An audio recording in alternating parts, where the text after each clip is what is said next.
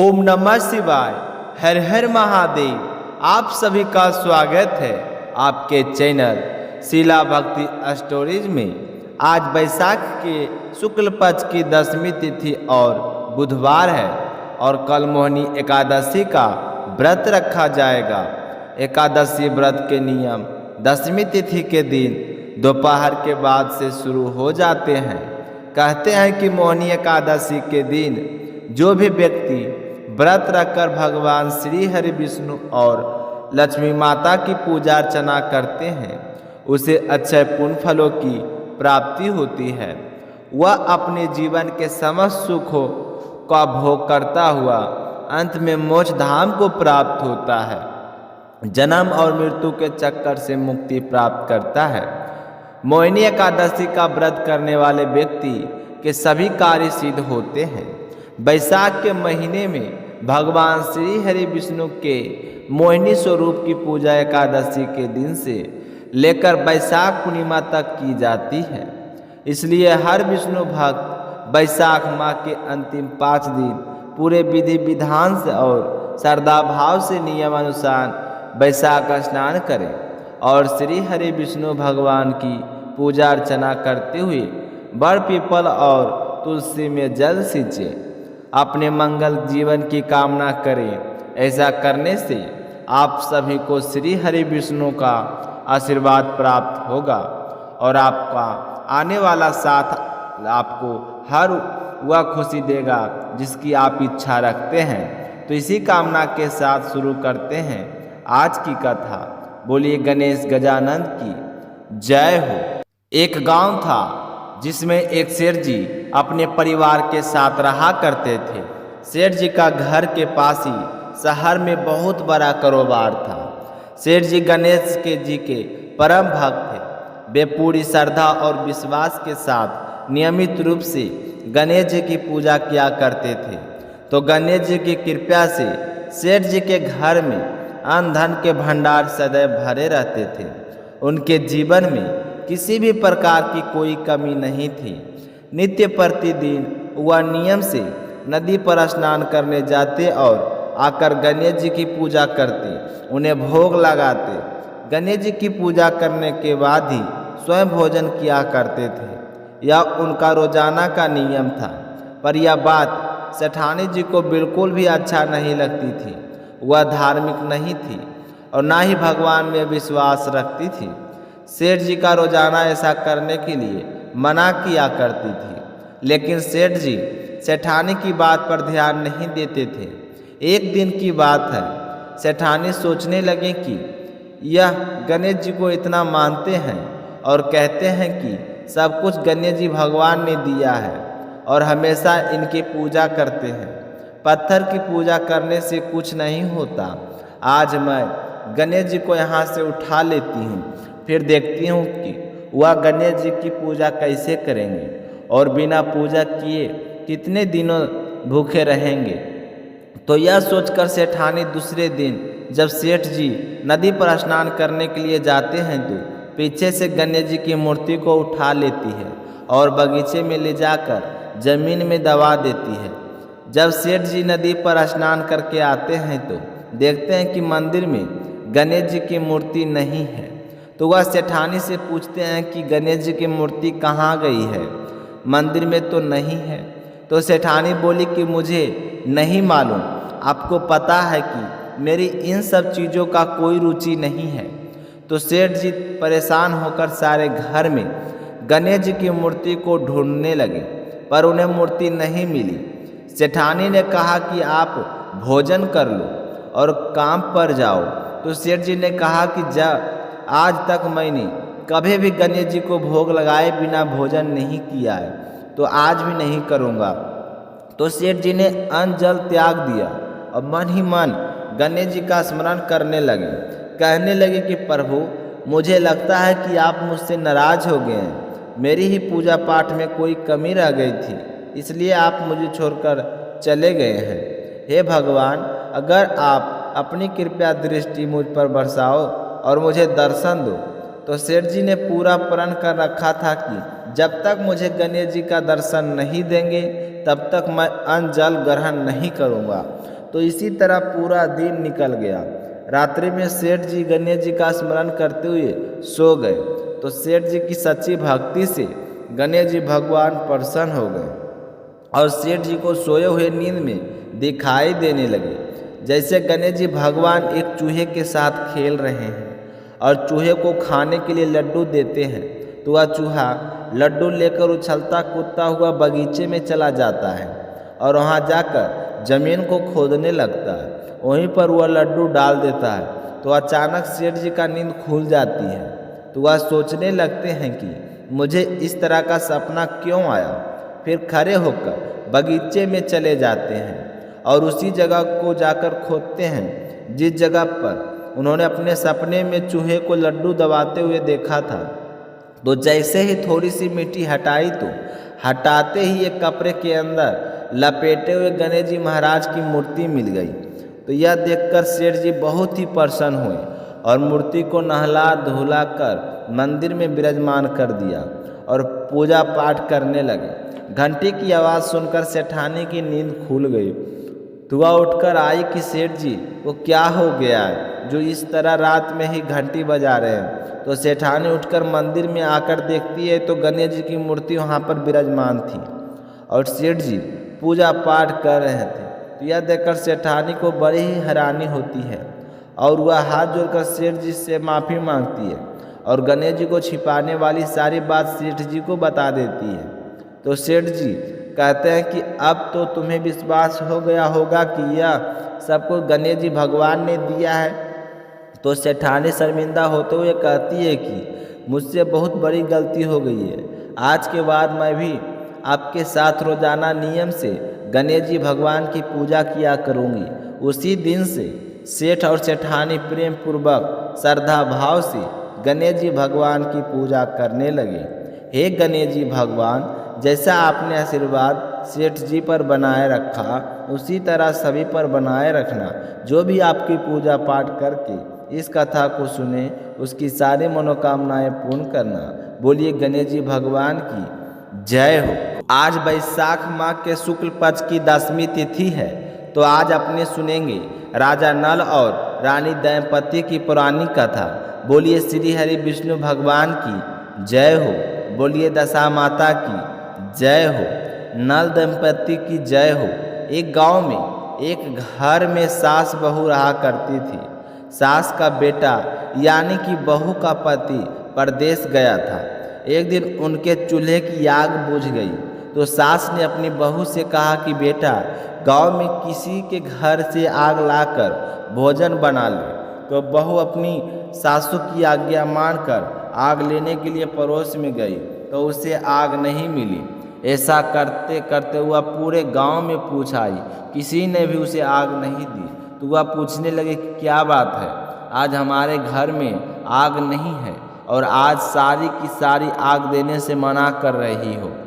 मेरी बूढ़ी सासू माँ घर पर भूखी है, मुझे भोजन बनाना है। तो वे औरत कहने लगी कि बहन, जब तक दशा माता की पूजा नहीं की जाती है तब तक हम आग नहीं दे सकते हैं। तो बेचारी बहू खाली हाथ घर लौट आई। घर आकर उसने अपनी सास को बताया कि माँ जी, गांव भर में आज किसी ने भी मुझे आग नहीं दी। सारी बोल रही है कि दशा माता की पूजा है इसलिए आग नहीं मिलेगी। तो सास बहुत दिन भर भूखी प्यासी बैठी रही। शाम हो जाने पर सास ने कहा कि बेटा मैं आग लेने के लिए जाती हूँ। यह कहकर वह आग लेने गई तो उसके पड़ोसन ने उसे आराम से बैठाया और कहा कि सुबह तुम्हारी बहू आग लेने आई थी, परंतु माँ जी हमारी तो यहाँ पूजा नहीं हुई थी इसलिए हम आग नहीं दे सकी थी। तो सास कहने लगी कि बेटा दशा माता का व्रत क्यों करती हो और यह व्रत कैसे किया जाता है। तो उसके पड़ोसन ने कहा कि माँ जी यह व्रत तो घर की दशा सुधारने की और मन की मनोकामनाएं पूर्ण करने के लिए किया जाता है। तो सास ने कहा कि बेटा मुझसे इस व्रत की विधि बताओ। तो पड़ोसन कहने लगे कि अगर कोई पूजा कर रहा है तो उससे डोरा लेकर भी पूजा कर सकते हैं। अगर आप ऐसे ही व्रत शुरू करना चाहते हैं तो किसी के घर का बच्चा हुआ हो या फिर गाय भैंस किसी के पहले बच्चा हो, वह नर हो, तो वह आप इस व्रत को शुरू कर सकती है। तो सास आग लेकर अपने घर चली। तभी रास्ते में एक आदमी दिखाई दिया जो बछड़ा लेकर चल रहा था। उसके पीछे एक गाय थी। तो वह बुढ़िया पूछने लगी कि बेटा, यह गाय का पहला बच्चा है क्या? तो उस आदमी ने उत्तर दिया कि हाँ माँ जी। तो फिर बुढ़िया पूछने लगी कि बछड़ा या बछिया है? तो वह आदमी कहने लगा कि बछड़ा है जी। तो सास ने घर जाकर बहू से कहा कि बेटा, आज से हम भी दोनों दशा माता का डोरा लेंगे और व्रत करेंगे। तो दोनों सास बहू ने जैसा पड़ोसन बताया था उसी तरह का व्रत का डोरा ले लिया और व्रत करना शुरू कर दिया। रोजाना दशा माता की पूजा पाठ करती रही।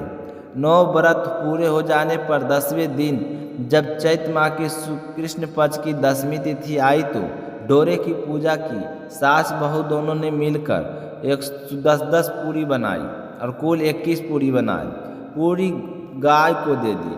पूजन समाप्त होने पर सास बहू दोनों व्रत का पालन करने के लिए बैठ गई। उसी समय बुढ़िया के बेटे ने परदेश से लौटकर दरवाजे पर आवाज़ लगाई। आवाज़ सुनकर माँ ने अपने बेटे को पहचान लिया।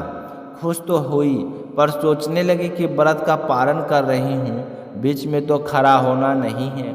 कोई बात नहीं, थोड़ी देर दरवाजे पर ही खड़ा रहेगा। मैं पालन करने के बाद में मैं दरवाज़ा खोल दूंगी। इधर बहू ने भी बराबर आवाज़ सुन ली पर उसे तो रुकने का साहस नहीं हुआ। उसने अपने थाली का अन्न इधर उधर किया और झट से पानी पीकर खड़ी हो गई और बाहर जाकर दरवाज़ा खोल दिया। उसके पति ने पूछा कि अम्मा कहाँ है? तो बहू ने उत्तर दिया कि वह तो अभी पारण कर रही है। तब पति कहने लगा कि मैं तुम्हारे हाथ का जल भी नहीं पाऊंगा, क्योंकि मैं 12 बरस के घर आया हूँ। इतने दिनों में ना जाने तुम किस प्रकार रही होगी। अब तो मुझे अम्मा ही जल पिलाएगी, तभी मैं जल पीऊँगा। यह सुनकर उसकी पत्नी एकदम से हैरान हो गई। सोचने लगी कि अचानक से इन्हें हो क्या गया है, पर उसे यह मालूम नहीं था कि पारण का अपमान करने पर उस पर दशा माता का कोप हुआ है। वह चुपचाप बैठ गई। इतने में उसकी सासू माँ व्रत का पालन करके आई और अपने बेटे के पास बैठ गई। बेटे ने बड़े ही प्रेम भाव से माँ का चरण स्पर्श किए। उसकी माँ ने उसे आशीर्वाद दिया और बेटे को घर में ले गई। माँ ने ले जाकर थाली परोसी कि बेटा भोजन कर ले। तो जैसे ही उसका बेटा भोजन करने लगा, जैसे हुआ पहला ग्रास लेने लगा, बहू ने फेंके हुए पूरियों को जूठे टुकड़े अपने आप उठकर उसकी थाली में आने लगे। तो वह अपनी माँ से पूछने लगा कि माँ जी, यह सब कुछ क्या हो रहा है? तो उसकी माँ कहने लगी कि बेटा, मैं क्या जानूँ, यह तो बहू जाने। तो यह सुनते ही बेटा आग बबूला हो गया और कहने लगा कि ऐसी बहू मेरे किस काम की, जिसके चरित्र की साक्षी तुम भी नहीं हो। मैं उसे घर में नहीं रख सकता। इसे अभी घर से निकालो। अगर वह इसी समय घर से नहीं गई तो मैं अभी वापस चला जाऊंगा। तो उसकी माँ कहने लगी कि बेटा, हमने दशा माता का व्रत किया था और उसने व्रत का पारण का अपमान किया, उसी के वजह से यह सब कुछ हो रहा है। तुम्हारी बुद्धि भ्रमित हो गई है। ऐसी कोई बात नहीं। पर वो अपनी माँ की बात सुनने को तैयार नहीं था। बार बार बस यही कह रहा था कि इसे घर से बाहर कर दो, नहीं तो मैं घर छोड़कर चला जाऊंगा। तो बेचारी उसकी माँ सोचने लगी कि चलो थोड़ी देर के लिए बहू को बस घर से बाहर कर दूंगी, जब गुस्सा शांत हो जाएगा तो बुला लूँगी। ऐसा सोचकर बुढ़िया ने बहू से कहा कि बेटा, तू थोड़ी देर के लिए घर से बाहर जाकर खड़ी हो जा। जब इसका गुस्सा शांत हो जाएगा तब मैं तुझे वापस बुला लूँगी।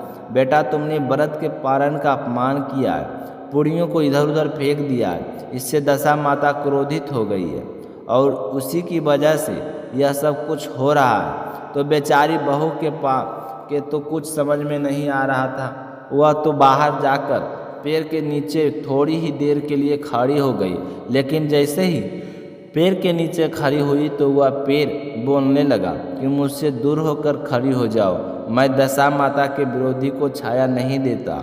तो बेचारी पेड़ के इस तरह बोलता हुआ देखकर बड़ी ही दुखी हुई और वहाँ से हटकर गरोची के पास गई। तो गरोची भी बोलने लगी कि मुझसे दूर होकर खड़ी हो, मुझ पर इतना भार गढ़ों का नहीं है जितना तेरा हो गया है। दशा माता की विरोधी मेरे पास क्यों आई है? यह सुनकर बहू बहुत ही दुखी हुई और वहाँ से चलकर कूड़े के ढेर के पास जाकर खड़ी हो गई। तो कूड़े का ढेर भी बोलने लगा कि मुझे पर इतना भार तो कूड़े का भी नहीं है जितना वजन तेरा है। चल हट, यहाँ से कहीं और जाकर खड़ी हो जा। दशा माता की विरोधी कहीं की इस तरह बेचारी जहाँ भी जाती उसे कुछ ना कुछ कहकर वहाँ से भगा दिया जाता। किसी ने भी उसे खड़ा नहीं होने दिया। वह अपने मन में बहुत ही दुखी हुई और उधर उसकी सास भी अभी तक बाहर नहीं आई थी। वह सोचने लगी कि मेरे पति का गुस्सा अभी शांत नहीं होने वाला है। तो मन ही मन वो अपने आप को कोसती हुई जंगल में चली गई। जंगल में भूखी प्यासी घूमती रही, इधर उधर पानी की तलाश करने लगी। तभी उसे कुआं दिखाई दिया। जैसे वह कुएं के पास गई तो उसे चक्कर आ गया और वह कुएं में गिर गई, परंतु कुएं में गिरी तो उसे चोट नहीं आई। वह नीचे जाकर बैठ गई। तभी वहाँ से राजा नल शिकार खेलकर जा रहे थे। उनके साथी बिछड़ गए थे, तो वह प्यास के कारण उसी कुएं पर आ गए और पानी के लिए कुएं में झुककर देखा तो उन्हें दिखाई दिया कि कुएं में पानी तो नहीं है पर अंदर कोई बैठा है। तो राजा नल ने जैसे ही पानी के लिए अंदर बाल्टी छोड़ी तो उस औरत ने बाल्टी को पकड़ लिया। तो राजा नल ने कहा कि यदि तुम पुरुष हो तो मेरे धर्म का भाई हो, अगर कोई स्त्री हो तो मेरी धर्म की बहन हो, जो भी हो मुझे बोलकर बताओ, तभी मैं तुम्हें बाहर निकालूंगा। तो उसने अंदर से आवाज़ दी और राजा ने उसे बाहर निकाल दिया तथा हाथी पर बैठाकर राजधानी ले आया। महाराज को शिकार से लौटकर महलों की ओर आता देखकर रानी की दासियां ने रानी की खबर दी कि महाराज आ रहे हैं और साथ में एक स्त्री को भी हाथी पर बैठा रखा है। लगता है कि राजा की यह नई रानी है। आज तो वह नई रानी लेकर आ रहे हैं। तो यह सुनकर रानी को बड़ा ही दुख हुआ। इतने में महाराज वहाँ पर पहुँचे तो रानी ने हाथ जोड़कर कहा कि महाराज, मुझसे ऐसी क्या गलती हो गई जो आप मेरे रहते हुए दूसरा विवाह कर लिया है। तो रानी की बात सुनकर राजा नल हंसने लगे और कहने लगे कि यह तुम्हारी सौत नहीं, यह तुम्हारी ननद है, मेरी धर्म की बहन है, तुम्हें उसके साथ संगी ननद का व्यवहार करना है। तो वह सुनते ही महारानी का मुख प्रसन्नता से खिल उठा। वह कहने लगी कि अब तक मैं ननद का सुख नहीं जानती थी, अच्छा हुआ जो मुझे भाग्य में ननद मिल गई। राजा ने उसका मुंह बोली बोली रखा गया और लिए अलग से महल बनवा दिया। अब उसके दिन सुख से बीतने लगे। एक दिन राजा के यहाँ घोड़ी के बच्चे ने जन्म दिया तो राजमहल की सारी महिलाएं बधाई गीत गाने लगी। तो मुँह बोली बहन ने दासियों से कहा कि बहनों, क्या बात है, आज मंगल गीत किस लिए गा जा रहे हैं। तो दासियों ने बताया कि महाराज की घोड़ी ने शुभ घड़ी में एक उत्तम घोड़ी को जन्म दिया है, यह तो उसी के लिए मंगल गीत गाए जा रहे हैं। तो मुँह बोली बहन कहने लगी, क्या घोड़ी ने पहली बार बच्चे को जन्म दिया है? तो दासियों ने कहा कि हाँ। तो यह सुनकर मुँह बोली बहन बहुत ही खुश हुई और महारानी के पास गई और कहने लगी कि भाभी साहब, हम दोनों दशा माता का डोरा लें। तो रानी ने पूछा कि डोरा क्या होता है, मुझे समझाओ, मैं तो जानती ही नहीं हूँ। तो वह कहने लगा कि दशा माता की व्रत का नियम है कि पहले जब गाय या घोड़ी या स्त्री के प्रसव की खबर सुने तो डोरा लेकर व्रत आरंभ करें। 9 दिन व्रत पड़ने के बाद 10वें दिन डोरे का पूजन करके विसर्जन कर दें। और व्रत की विधि के साथ साथ मुँह बोली बहन ने व्रत के पालन का विधि भी बता दी, क्या नियम है यह भी बता दिए। तो सुनकर महारानी कहने लगी कि तुम्हारा व्रत तुम ही को फले। मैं पूरी और दूध की खीर खाने वाली रानी महारानी बन फेरे गले की पापड़ी खाकर कैसे रह सकती हूँ। ऐसा खाना खाए मेरा दुश्मन। ऐसे व्रत के बारे में मुझे कभी भी मत कहना। तो भाभी ने बात सुनकर वह उदास हो गई और कहने लगी कि भाभी, मुझे जो चाहे वह कह लो, परंतु व्रत के बारे में कुछ मत बोलो। इसी व्रत से उल्लंघन के कारण मैं मारी फिर रही हूँ और आपके देश आ गई हूँ। तो महारानी ने उदासीनता के साथ कहा कि मुझे क्या परी है, जो तुम्हें अच्छा लगे वह करो, मैं मना तो नहीं कर रही हूँ, मैं व्रत नहीं करूँगी। तो वह बोली, बहन ने श्रद्धापूर्वक डोरा लिया और 9 दिन तक व्रत किए। 10वें दिन विधि विधान से पूजन किया, गोला हरा बनाए और संध्या का पारण करने बैठ गई। तो पूरे विधि विधान से व्रत करने के कारण दशा माता की उस पर कृपा हुई। उसी समय उसके पति को अचानक कुछ प्रेरणा सी हुई और अपनी माँ के पास गया और कहा कि माँ, आपकी बहू को यहाँ से गए हुए कितने महीने हो गए हैं, मैंने तो उसकी कोई खबर नहीं ली। अब तुम्हारी आज्ञा हो तो मैं उसे ढूंढ कर लाता हूँ। तो अपने बेटे की बात सुनकर उसकी माँ बहुत ही खुश हुई और मन ही मन दशा माता का धन्यवाद करने लगी। और वह अपनी दशा माता की आज्ञा पाकर पत्नी को ढूंढने के लिए निकल पड़ा। घूमता फिरता वह भी राजा नल की राजधानी में पहुंच गया। वहां आ जाकर अपनी पत्नी की पता लगाने लगा और वह नगरी में घुसकर निराश होकर एक कुएं पर आकर बैठ गया। कुएं पर कुछ औरत को बातें करते सुना। कह रही थी कि राजा की मुंह बोली बहन कितने सुंदर है, आजकल तो उसी का किया हुआ सब कुछ होता है। दूसरी स्त्री कहने लगी कि वह सुंदर होने के साथ साथ कितनी धर्मात्मा है, जब से आई है तब से उसने